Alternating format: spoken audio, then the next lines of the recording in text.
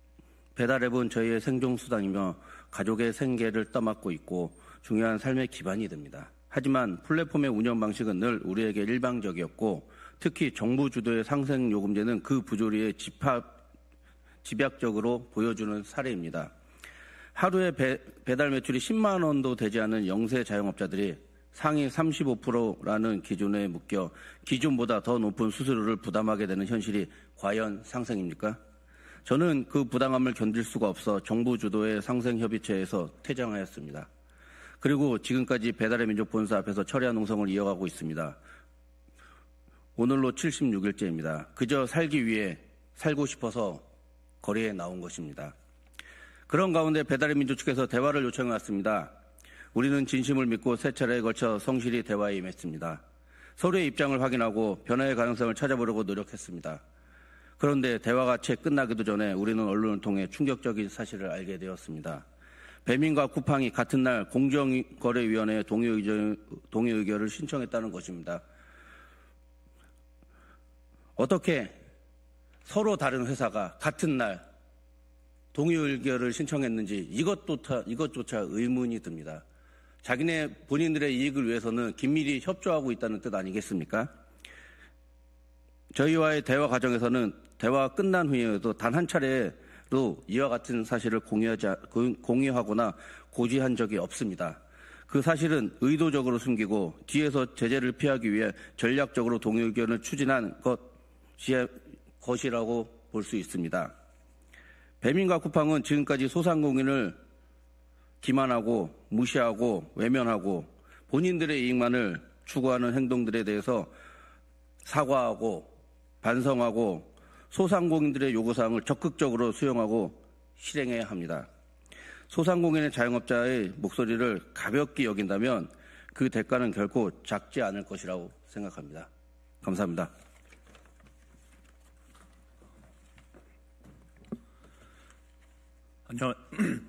안녕하십니까. 저는 공정한 플랫폼을 위한 사장협회 공동의장 김준형입니다.